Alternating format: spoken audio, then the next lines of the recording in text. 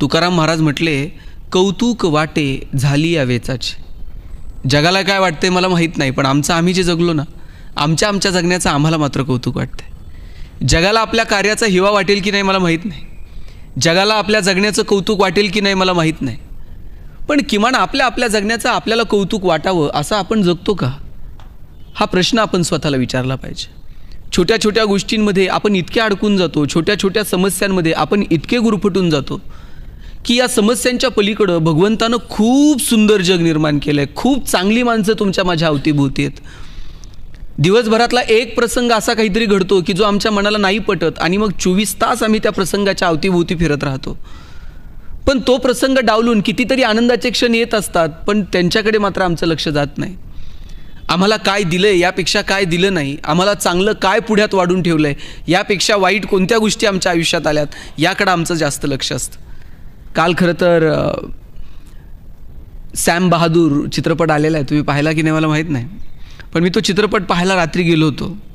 तो चित्रपट पाहून आल्यानंतर मला लक्षात आलं की या हुद्द्यावर किंवा अशा प्रकारच्या काही मोठ्या जबाबदाऱ्या जी माणसं सांभाळत असतात, या माणसांच्या आयुष्यातला एखादा निर्णय चुकला तर तो केवळ त्यांच्या व्यक्तिगत आयुष्यावर परिणाम करत नाही, तो त्यांच्या आजूबाजूच्या सगळ्या व्यवस्थेवरती, संपूर्ण देशावरती तो परिणाम करणारा असतो. आणि अशा परिस्थितीमध्ये ही माणसं किती संयमानं राहतात, अशा परिस्थितीमध्ये ही माणसं त्यांच्या व्यक्तिगत आयुष्यातल्या समस्यांना कशी सामोरे जातात.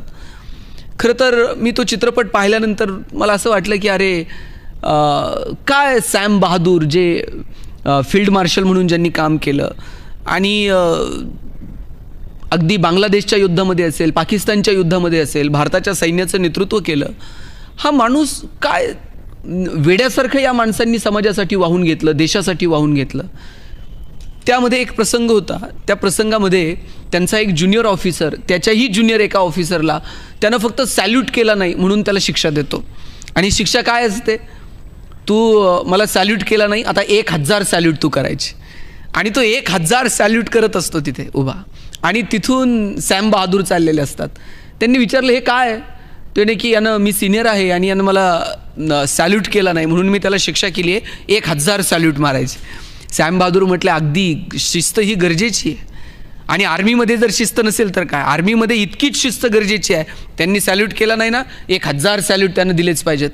पण त्याच्या पुढे जाऊन ते म्हटले की सॅल्यूटचा स्वीकारही सॅल्यूटनं करायचा असतो. तो 1000 सॅल्यूट करत होता, तर सॅम बहादूर यांनी त्यांच्या खालच्या ऑफिसरला आदेश दिला की त्याचा स्वीकार पण तू सॅल्यूटनं करायचा. आणि मग 1000 सॅल्यूट त्यालाही तो स्वीकार करूनच ते द्यावे लागले. आयुष्य हे असं आहे माहिती आहे का, म्हणजे मला वाटतं की, आणि ह्याचा पुढचा किस्सा मी सांगतो की सॅम बहादूर जेव्हा रिटायर्ड झाले आणि नंतर त्यांना फील्ड मार्शल म्हणून, म्हणजे फील्ड मार्शल कधीच रिटायर होत नाहीत, आयुष्याच्या शेवटच्या क्षणापर्यंत ते मैदानावरती राहतात. आणि ते एका हॉस्पिटलमध्ये ॲडमिट होते, आणि हॉस्पिटलमध्ये ॲडमिट असताना भारताचे राष्ट्रपती अब्दुल कलाम साहेब त्या दौऱ्यावर होते आणि त्यांना कळालं की सॅम बहादूर इथे ॲडमिट आहेत. त्यांना भेटायला म्हणून ते गेले. भेटायला गेल्यानंतर ते ज्या कॉटवरती होते त्या कॉटच्या शेजारी स्टूल टाकून कलाम साहेब तिथे बसले, त्यांच्यासोबत गप्पा मारल्या, अनेक गोष्टींवरती चर्चा केली. आणि जाताना कलाम साहेब म्हटले की सॅम बहादूरांना म्हटले की तुम्हाला काही तक्रार तर नाही आहे ना, इथे हॉस्पिटलमध्ये सगळ्या सुखसुविधा तुम्हाला आहेत ना, तुमची काही तक्रार असेल तर मला सांगा, मी माझ्या पद्धतीनं ती निवारण करायचा प्रयत्न करेल. आणि सॅम बहादूर म्हटले हो मला एक तक्रार आहे. म्हटले काय तक्रार आहे. मी असा बेडवरती पडलेलो आहे, उभा राहून फक्त या देशाच्या राष्ट्रपतीला सॅल्यूट करू शकत नाही, एवढीच तक्रार आहे फक्त, दुसरी तक्रार नाही. कलाम साहेबांनी हात हातात घेतला आणि त्या स्पर्शातून ते दोघं एकमेकांशी काय बोलले असतील ते बोलले. तसंच कॉटवर पडल्या पडल्या सॅम बहादूर यांनी राष्ट्रपतींना सॅल्यूट केला आणि पुढे जाताना म्हटले माझी आणखी एक तक्रार आहे, माझी काही पेन्शन आणि काही गोष्टी अजून येणं बाकी आहे सरकारकडनं. आणि मग दिल्लीला गेल्यानंतर त्यांनी तात्काळ संरक्षण मंत्रालयाच्या सचिवांना तशा सूचना दिल्या की सॅम बहादूर यांचं काय पेन्शन वगैरे किंवा काय जो फरक असेल तो तात्काळ हे करा. आणि संरक्षण खात्याचे सचिव स्वतः 1.25 कोटी रुपयांचा तो चेक घेऊन सॅम बहादूर यांच्या हॉस्पिटलला गेले आणि काहीच दिवसांनंतर ती रक्कम आपल्या खात्यात आल्यानंतर सॅम बहादूर यांनी मिलिटरीचा जो फंड असतो त्या फंडला ती दान करून टाकली. काय माणसं जगतात होई. मला विशेष वाटतं या लोकांकडे बघितल्यानंतर. काय जगली ही माणसं. आपल्या आयुष्यात काय टेन्शन येतो. आपल्या मोबाईलची बॅटरी लो असणं हे आपल्याला खूप मोठं टेन्शन वाटतं. आणि या माणसांच्या आयुष्यातला एखादा निर्णय जर चुकला किंवा थोडा मागे पुढे झाला तर त्याचा परिणाम थेट देशावर होणार आहे. युद्धाचं नेतृत्व करणाऱ्या एखाद्या अधिकाऱ्याला त्यांच्या आयुष्यात त्यांनी घेतलेला एखादा निर्णय हा केवळ त्यांच्या व्यक्तिगत आयुष्यावर परिणाम करत नाही, तो संपूर्ण देशावरती परिणाम करतो. तरी कशी जगतात ही माणसं. मला वाटतं आपण या माणसांकडं डोळे विस्पारून बघितलं पाहिजे. अशा अनेक लोकांकडं आपण त्यांना अभ्यासलं पाहिजे, त्यांना वाचलं पाहिजे. ही माणसं कशी जगली हे बघितलं पाहिजे. आणि आयुष्यातल्या छोट्या छोट्या गोष्टींचा आनंद घेऊन आम्हाला पुढे चालता येईल का, मला वाटतं याचा विचार केला पाहिजे. छोट्या छोट्या संकटांनी आम्ही गर्भगळीत होतो. छोट्या छोट्या गोष्टी आम्हाला क्लेशदायी ठरतात आणि मग आता जगण्यात काहीच उरलं नाही अशा आयुर्भावामध्ये आम्ही जगायला लागतो. संकटं कुणाच्या वाट्याला नाही आहेत, दुःख कुणाच्या वाट्याला नाही आहे. जगात असा एक माणूस नाही की ज्याच्या वाट्याला संकट आलेलं नाही. जगात असा एक माणूस नसेल की ज्याच्या वाट्याला दुःख आलेलं नाही आहे. मग दुःखाचे क्षण बाजूला ठेवायचे, आनंदाचे 4 क्षण शोधायचे आणि त्यातून टिपकागदासारखा आनंद शोषून आम्हाला पुढे चालता येईल का, मला वाटतं याचा विचार व्हायला हवा. भगवान श्रीकृष्ण किती दुःख आलो. तुम्हाला मला दुःख कधी सुरू झाली. आपण जन्माला आल्यानंतर आपल्याला दुःख सुरू झाली. कृष्ण हे असं कॅरेक्टर आहे, जन्माला येण्याच्या अगोदरपासून संकट होतं. वाटच बघत होते कधी कृष्ण जन्माला येतोय आणि कधी आपण त्याला मारतोय. जन्माला आल्याबरोबर वडिलांनी उचललं आणि दुसऱ्याच्या घरी नेऊन ठेवलं. तिथे लहानाचे मोठे होत होते, 4 मित्र मिळाले, त्यांच्यासोबत लहानाचे मोठे होत होते. गोकुळ सोडावं लागलं आणि वृंदावनात जावं लागलं. वृंदावनात गेले, तिथे राधा भेटली. राधेला म्हणजे वृंदावन वगैरे सगळं सोडून पुन्हा मथुरेत जावं लागलं. काही दिवस मथुरेत रमला न रमला तर कृष्णाला मथुरा सोडावी लागली आणि तिकडे जाऊन त्यानं द्वारका वसवली. मथुरा सोडून कृष्ण गेला तर लोक त्याला रणछोडदास म्हटले. लोक म्हटले पळून गेला आम्हाला सोडून. जी द्वारका स्वतः कृष्णानं वसवली तीच द्वारका कृष्णाला अशी डोळ्या देखत बुडताना बघावी लागली. याच्यापेक्षा दुःख काय, याच्यापेक्षा संकट काय, याच्यापेक्षा निंदा काय, यापेक्षा अवहेलना काय. आणि एवढी सगळी अवहेलना, एवढंच सगळं दुःख वाट्याला येऊन सुद्धा कृष्णाला तुम्ही कधी टेन्शनमध्ये बघितलंय. काय बुवा आता काहीच उरलं नाही, गोकुळं गेलं, राधा गेली, वृंदावनं गेलं, मथुरा गेली, द्वारका बुडाली, आता काय करायचंय जगून. कृष्ण असं कधीच रडत बसत नाही. कृष्ण नाचतो, कृष्ण गातो, कृष्ण त्या गायींच्या मागे धावतो, गोपिकांसोबत रमतो, कृष्ण स्वतः बासरी वाजवतो. 2 शब्द आहेत बघा, एक आहे एंटरटेनमेंट आणि दुसरं आहे सेलिब्रेशन. एंटरटेनमेंट म्हणजे तिकीट काढायचं आणि पिक्चर बघायचा, आणि सेलिब्रेशन म्हणजे आपण आपल्या जगण्याचा उत्सव करायचा. आपण आपल्या जगण्याचा उत्सव केला पाहिजे. कृष्ण असं म्हणत नाही तू बासरी वाजव मी ऐकतो. कृष्ण म्हणतो का तुम्ही नाचा मी बघतो. कृष्ण स्वतः नाचतो, कृष्ण बासरी वाजवतो, कृष्ण त्या गायींच्या मागे धावतो, आयुष्यात संघर्ष करतो, त्या संघर्षाचीही मजा घेतो. एरवी सगळीकडे इंद्राची पूजा सुरू होती, पण अशाही परिस्थितीमध्ये अरे इंद्राची पूजा काय करताय, निसर्गाची त्या गोवर्धनाची पूजा करा म्हणून काहीतरी परिवर्तनाची नांदी टाकतो.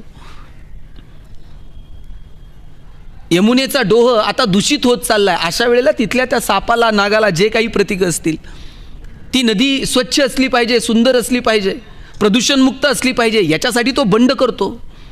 सगळ्या जाती धर्माच्या पोरांना एकत्र करून काला करून खातो.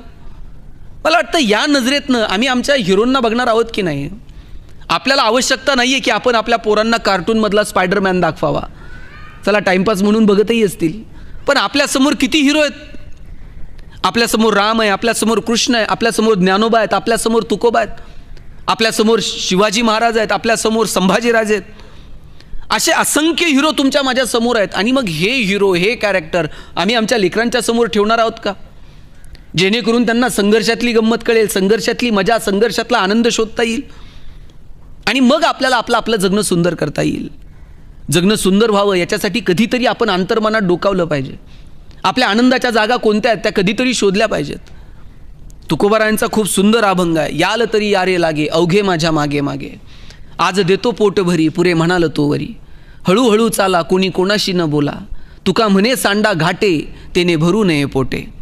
तुकाराम महाराजांनी जे भगवान श्रीकृष्णाचं वर्णन करणारे वेगवेगळे अभंग लिहिले त्यात काही काल्याचे अभंग आहेत. म्हणजे 11.5 वर्षांचा जो काळ आहे भगवान श्रीकृष्णाचा, तो इकडचा आहे, गोकुळातला आहे. पुढचे 13.5 वर्षांचा जो काळ आहे तो मथुरेतला आहे. आणि पुढचा 100 वर्षांचा जो काळ आहे तो द्वारकेमधला काळ आहे. आणि मग गोकुळामधला जो काळ आहे, त्या गोकुळामध्ये सुद्धा सुरुवातीच्या बालक्रीडा आहेत, नंतर गोपिकांसोबतचा काही अनुभव आहेत, आणि नंतर मग काल्याचे काही अभंग आहेत. त्या काल्याच्या अभंगांमध्ये एक अभंग आहे, याल तरे यारे लागे. मला वाटतं हा अभंग जर समजून घेतला ना तर आपल्याला जगण्याची सुंदरता सापडेल. भगवान श्रीकृष्ण सोबतच्या असणाऱ्या सवंगड्यांना कुणीतरी आपल्यापैकी नेतृत्व केलं पाहिजे. नेतृत्व करायचं म्हणजे सगळ्यांनीच निवडणुका लढवायच्या आणि निवडून यायचं असं होत नाही.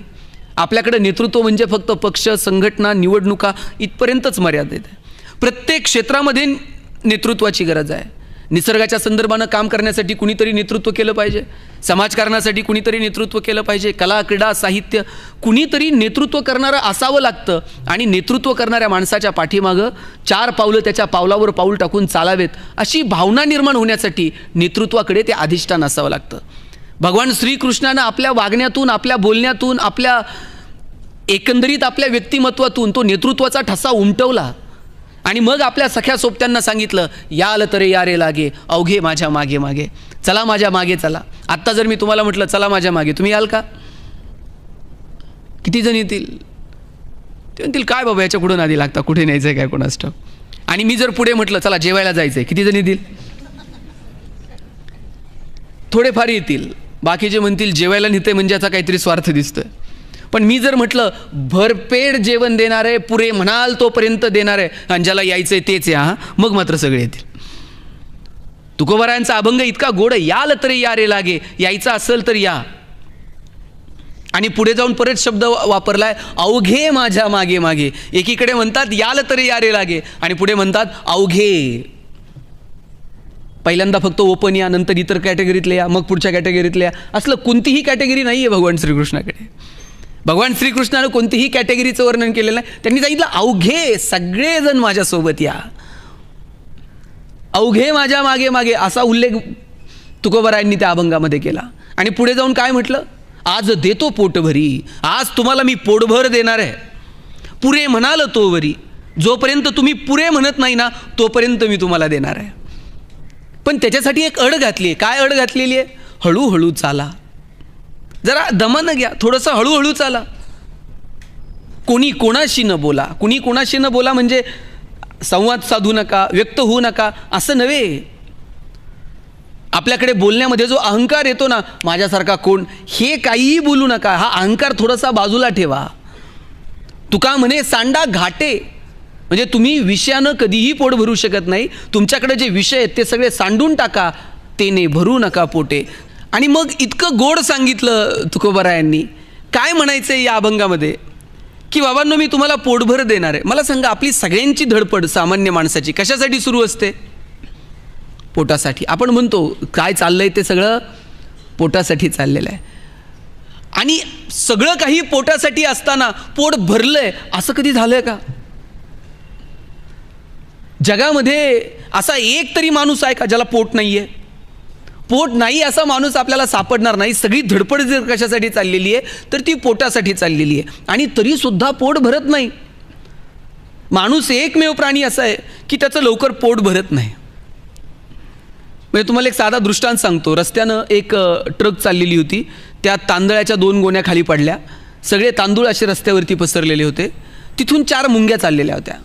त्या मुंग्यांनी एक एक तांदळाचा दाणा उचलला आणि आपल्या वारुळाकडे निघून गेल्या. परत त्यांनी रस्त्याकडे वळून सुद्धा बघितलं नाही. तिथून 4 चिमण्या चाललेल्या होत्या. त्यांनीही 4-4 दाणे घेतले.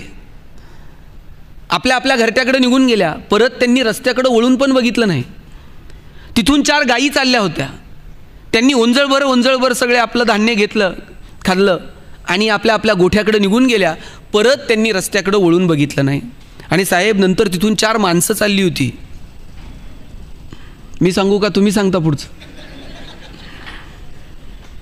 तांदळाचा एक दाणा उरला नाही आणि माणसं पुन्हा पुन्हा मागं वळून बघत होती. पोट भरत नाही. विषयांनी पोट भरणार नाही. त्यासाठी तुकोबारायांनी साधना सांगितली, हळूहळू चाला, कोणी कोणाशी न बोला. अहंकार वगैरे बाजूला ठेवा, थोडंसं दमानं घ्या, हळू घ्या. कबीरांचा खूप सुंदर दोहा आहे, जरा हलके गाडी हाको मेरे राम गाडीवाले. कबीरांनी तर सांगितलं की सगळं इथे थांबणार आहे, श्वास थांबला का सगळं संपणार आहे, जरा हळूहळू चाला. काय तयार नाही मला सांगा बरं. ग्रामपंचायतवाल्यांनी शेड तयार करून ठेवलेत, बांबूवाल्यांनी बांबू साळून. जैसे होली, जशी होळी पेटवतात ना तितक्या सहजतेनं पेटून टाकतील. देश देश के वैद्य बुलाए, लाए जड़ी और बूटी, जड़ी बूटी तेरे काम ना आए, जब राम के घर की खुटी, जरा हलके गाडी हाको मेरे राम गाडीवाले. काय लिहिलं कबीरांनी. कबीर सांगतात वरतून एकदा निरोप आला का मग काही चालत नाही, आपल्याला इथून निघावं लागतं. तुम्ही नीतू मांडके नाव ऐकलंय का? हृदयविकार तज्ज्ञ होते. त्यांच्या पत्नी अलका मांडके यांनी एक हृदयस्थ नावाचं पुस्तक लिहिलं आहे. त्यात त्यांनी लिहिलं होतं की नीतू मांडके आणि अलका मांडके दोघेही पुण्यातल्या BJ मेडिकल कॉलेजला शिकले. पुढे जाऊन त्यांनी लग्न केलं. आणि एकदा प्रवासात असताना नीतू मांडके अलका मांडकेंना म्हटलं, अलका मी एवढ्या हृदयविकाराच्या शस्त्रक्रिया केल्या, कधी जर मलाच हृदयविकाराचा त्रास झाला आणि अटॅक आला तर? पटकन अलका मांडकेंनी नीतू मांडकेंच्या तोंडावर हात ठेवला. असं बोलू नये. नाही पण कुणालाही येऊ शकतो, मला आला मग. त्यावरती अलका मांडके म्हटलं तूच सांग मग मी काय केलं पाहिजे. मग या डॉक्टरला बोलव, त्याला फोन कर, याचा सल्ला घे. अशी चर्चा दोघांची सुरू होती. आणि अलका मांडके या भूलतज्ञ आहेत. नीतू मांडके म्हटलं अलका ते ऑपरेशन कुणी करायचे ते करू दे, पण भूल मात्र तूच द्या. अलका मांडके लिहितात की मला माझ्या आयुष्यात कधी असं वाटलं नव्हतं की असा प्रसंग आमच्या आयुष्यात कधीतरी येईल. नीतू मांडके एक दिवशी प्रवासात होते आणि प्रवासात असताना अचानक नीतू मांडकेंचा फोन आला. अलका छातीमध्ये कळ आली आहे, मला हृदयविकाराचा झटका आला आहे, मी जवळच असणाऱ्या हिंदुजा हॉस्पिटलला ॲडमिट होतो आहे, तू असशील तिथून पटकन हिंदुजाला ये. नीतू मांडके गाडी चालवत चालवत त्या हिंदुजापर्यंत पोहोचले. गाडीतनं खाली उतरले. त्या वॉचमॅनच्या खांद्यावरती हात ठेवला आणि सांगितलं मी नीतू मांडके, पटकन स्ट्रेचर बोलव आणि मला त्या ICUपर्यंत घेऊन जा. ICUमध्ये नेलं. स्वतः नीतू मांडके ज्यांनी 10,000पेक्षा जास्त शस्त्रक्रिया केल्या.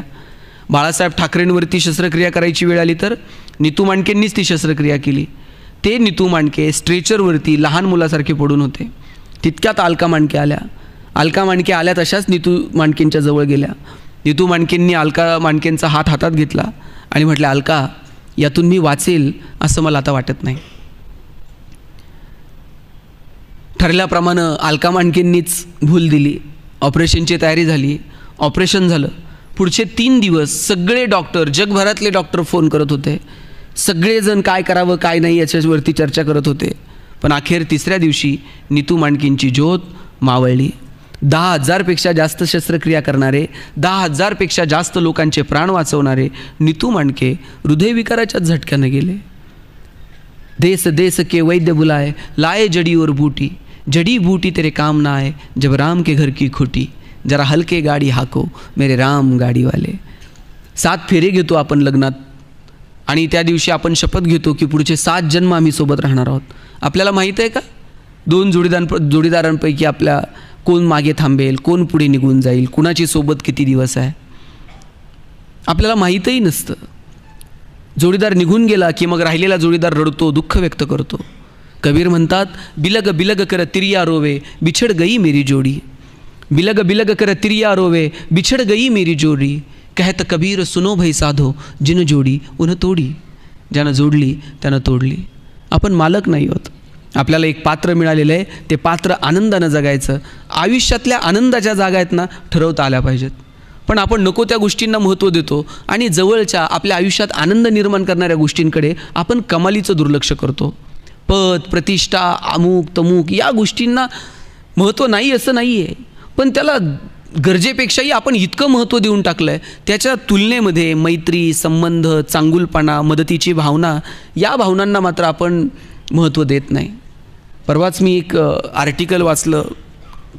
त्यात त्या लेखकानं असं लिहिलं होतं की मला स्वप्न पडलं की एका मोठ्या मॉलमध्ये मी खरेदीला गेलो आहे आणि खरेदीला गेल्यानंतर मला काय खरेदी करायचं होतं, मला हातमोजे आणि टाय खरेदी करायचा होता. हातमोज्यांची किंमत बघितली तर 12,000 रुपये होती आणि टायची किंमत 16,000 रुपये होती. अरेच्छा म्हटलं 8,000 रुपयाला हातमोजे, 12,000 रुपयाला टाय, काय किमती आहेत. आणि म्हणून मी ते खरेदी न करता पुढे चालायला लागलो. पुढे काही गोष्टींच्या मी किमती बघितल्या तर एका नामांकित कंपनीचं घड्याळ फक्त 250 रुपयाला होतं आणि हिऱ्यांची अंगठी फक्त 500 रुपयाला होती. मी त्या विक्रेत्याला विचारलं, इकडं हातमोजे 8,000 रुपयाला आहे आणि हिऱ्याची अंगठी 500 रुपयाला आहे, हा असला कसला मॉल आहे? तेव्हा त्यानं सांगितलं, काल रात्री कुणीतरी मॉलमध्ये शिरलं होतं आणि त्यानं सगळ्या किमती आहेत ना, सगळे प्राईस टॅग बदलून टाकलेत. याची किंमत त्याला चिटकवली, त्याची किंमत याला चिटकवली आहे. आपलंही अगदी तसंच झालं आहे. कुणीतरी आपल्यात शिरलं आहे आणि त्याने सगळे प्राईस टॅग बदलून टाकलेत. चांगुलपणा, मैत्री, संबंध, मदतीची भावना, निसर्ग, समाज या गोष्टींना अनन्यसाधारण महत्त्व आहे, पण त्याच्या किमती आपण अगदी कमी करून टाकल्या.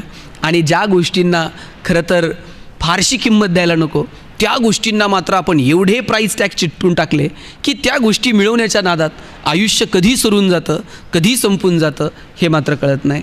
आणि मग शेवटच्या टप्प्यावर असताना कळतं, अरेच्छा, ज्या गोष्टीची फारशी आवश्यकता नव्हती ती गोष्ट मिळवण्यासाठी आपण अख्खं आयुष्य वाया घातलं. आणि म्हणून अंतर्मनात कधीतरी डोकवायला हवं की आपल्या आनंदाच्या जागा कोणत्या आहेत. मुळात मन ही संकल्पनाच आपल्यावरती अधिराज्य गाजवते. आपलं मन ठरवतं. असं म्हणतात की माणूस अगोदर मनात हारतो आणि मग रणांगणात हारतो. माणूस पहिल्यांदा मनात जिंकतो आणि मग रणांगणामध्ये जिंकतो. सुख दुःख या सगळ्या संकल्पना मनाशी संबंधित आहेत. साधू संतांनी,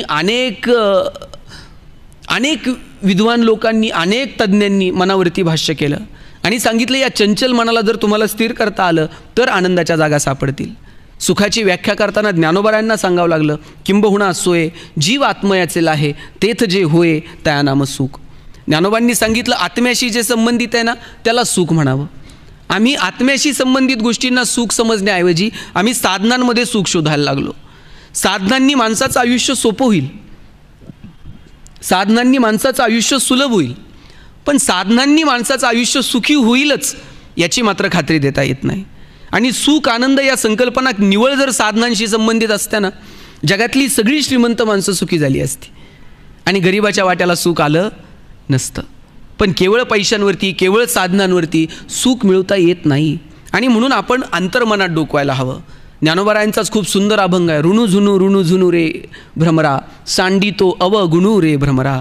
ज्ञानोबांनी भ्रमर ही संकल्पना मनासाठी वापरलेली आहे आणि मनाला म्हणजेच भ्रमराला सांगितलं आहे, बाबा रे तू इकडे तिकडे जे फिरतोय ना, थोडासा स्थिर हो. ऋणू झुनू रे भ्रमरा, सांडी तू अवगुणू. तुमच्यामध्ये जे अवगुण आहेत ते एकदाचे सांडून टाका आणि जायचं कुठे? चरण कमळ दळू रे भ्रमरा. स्थिर व्हायचं, पण कुठे व्हायचं? चरण कमळ दळू. ज्ञानोबारायांनी सांगितलं, तुम्हाला संतांच्या चरणाजवळच जाऊन तुम्हाला स्थिर व्हावं लागेल तर तुम्हाला ते आत्मिक सुख मिळू शकेल. म्हणून सुख ही अंतर्मनाची कॅरेक्टरिस्टिक आहे. म्हणून मनाकडे थोडंसं लक्ष देता येईल का? मन इतकं कमालीचं चंचल आहे, ते 1 मिनिट स्थिर राहत नाही. आणि कितीही स्थिर करायचा प्रयत्न केला तर पुन्हा पुन्हा आपण नको त्या गोष्टींच्या भोवती घुटमळत राहतो. बरं, माणसाला ठाऊक आहे की आत डोकावलं तरच सुख मिळेल, पण तरीसुद्धा तो आत का डोकावत नाही माहीत आहे? तो घाबरतो आत डोकवायला. माणसाला वाटतं नाही सांगलीत तर कोल्हापुरात तर मिळत आहे, नाही कोल्हापुरात तर पुण्याला तर मिळेल, नाही पुण्यात तर मुंबईत तर सुख सापडेल. तो बाहेर फिरत राहतो, बाहेर त्याच्यासमोर अनेक ऑप्शन आहेत, पण आत डोकावलं आणि नाही सापडलं मग तर संपलंच की सगळं. एक प्रवासी रेल्वेतनं खाली उतरला आणि TCनं तिकीट विचारलं. त्यानं पॅन्टच्या उजव्या खिशात बघितलं, डाव्या खिशात बघितलं, मागचे दोन्ही खिसे बघितले, 4ही खिसे उलटे पालटे करून 10 वेळा चेक केले, पण तिकीट काय सापडत नव्हतं. जवळचा माणूस म्हटला, तुम्ही फक्त पॅन्टचे खिसे बघितलेत, शर्टचा बघा की. तुम्हाला म्हटला, माहीत आहे माझा शर्टचा खिसा बघायचा राहिला आहे, पण त्यात नाही भेटलं. मग तर संपलंच की. त्यात भेटलं नाही तर काय? माणसाला माहीत आहे की बाहेर नाही सापडत आहे, पण तरीसुद्धा त्याला अनेक ऑप्शन आहेत म्हणून तो इथे तिथे तिथे तिथे करत शोधत राहतो. पण त्यानं एकदाचं धाडस दाखवायला हवं आणि अंतर्मनात कधीतरी डोकवायला हवं. पुराणातल्या अनेक कथा मला ऐकायला आवडतात. माझे आजोबा, मी रात्र दोघं एकमेकांशी गप्पा मारायचो आणि पुराणातल्या त्या अनेक गोष्टी, कथा मला सांगायच्या. आता आपण त्या कथांची आपण काय करतो, गोष्टीतल्या त्या दृष्टांताची चिकित्सा करत बसतो. चिकित्सा करायची असते पण ती अंतिम सिद्धांताची करायची असते. आपण त्यातली जे दृष्टांत आहेत त्याची चिकित्सा करतो. दृष्टांताची चिकित्सा न करता सिद्धांताची चिकित्सा करायची असते. आजोबा मला एक गोष्ट सांगायचे की ब्रह्मदेवानं सृष्टी निर्माण केली आणि सृष्टी निर्माण केल्यानंतर ब्रह्मदेव आनंदानं त्या सगळ्या सृष्टीकडे बघायला लागले. पण सृष्टी इतकी सुंदर होती, 2 डोळ्यांनी ती बघणार तरी किती? त्यांनी आणखी एक डोकं तयार केलं आणि मग 4 डोळ्यांनी बघायला लागले. 4 डोळ्यांनीही पाहून होत नाहीये, आणखी एक डोकं तयार, 4 डोके तयार केले, शेवटी 5वंही केलं. 4 डोके आणि 5वं मुकुटासारखं एक डोकं केलं आणि 5 डोक्यांमधून त्या डोळ्यांमधून ते सृष्टीकडे बघायला लागले. आणि भगवान शंकरानं ज्यावेळेस डोळे उघडल्यानंतर बघतायत तर आजूबाजूची ही सगळी सृष्टी, आणि त्यांना कळालं की ही ब्रह्मानं सृष्टी निर्माण केली आहे. आणि ब्रह्माकडं बघितलं तर ब्रह्मा हसतायत, आनंदानं सृष्टीकडे बघतायत. भगवान शंकरानं जेव्हा सृष्टीकडे बघितलं, प्रचंड दुःख आहे, प्रचंड संघर्ष आहे. आणि मग हे सगळं दुःख, हे सगळं संघर्ष बघून ब्रह्माला नेमका आनंद होतोय कसला? आणि मग त्या रागामध्ये भगवान शंकरानं 5वं जे डोकं होतं ब्रह्माचं ते उडून दिलं रागाच्या भरात. आणि मग ब्रह्मानं विचारलं की तुम्ही हे का केलं? तुम्ही मला माझं हे 5वं डोकं का उडव? ते म्हणले तुला नेमका आनंद होतोय कसला? एवढं सगळं दुःख आणि एवढं सगळं तू बघून हसतोय कशासाठी? तेव्हा ब्रह्मानं सांगितलं, मी फक्त सृष्टी निर्माण केली आहे. मी ना आनंद निर्माण केला आहे ना मी दुःख निर्माण केलं आहे.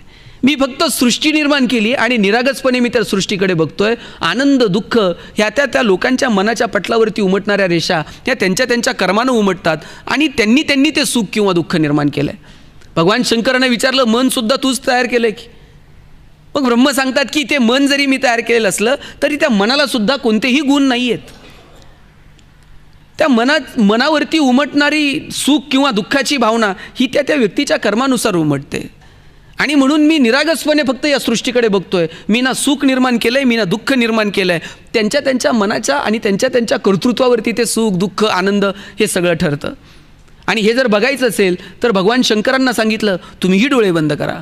भगवान शंकर ध्यानस्थ झाले आणि मग कळालं की सुख बाहेर नाही आहे, आनंद बाहेर नाही आहे, तो आत दडलेला आहे. आणि भगवान शंकरांना एवढा आनंद झाला की त्या आनंदात ते नाचायला लागले. आणि ते इतके नाचत होते, ठराविक वेळेनंतर त्यांना कळालं आनंद व्यक्त करायला नाचायची सुद्धा गरज नाही आहे. आणि शंकर भगवानांनी परत डोळे बंद केले. तुम्ही म्हणाल मग आनंद व्यक्त करण्यासाठी नाचायची गरज नाही आहे, मग इंद्रियांचा किंवा आपल्या शरीराचा उपयोग आहे की नाही? इंद्रिय मन तारतम्य ठेवून आपल्याला त्या पातळीवरती, इंद्रियांना मर्यादा आहेत, मन अमर्याद आहे. इंद्रियांची मर्यादा आणि मनाची अमर्यादा याचं तारतम्य ठेवून जर आत डोकावता आलं तर जगण्याचा आनंद घेता येतो. भगवंतानं आपल्याला माणूस म्हणून जन्माला घातलं, आपली काही कर्तव्य आहेत, आपल्या काही इंद्रियांचे आनंद असतील.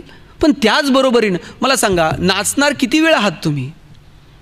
24 तास तर तुम्ही नाचू शकणार नाही आहेत आनंदामध्ये.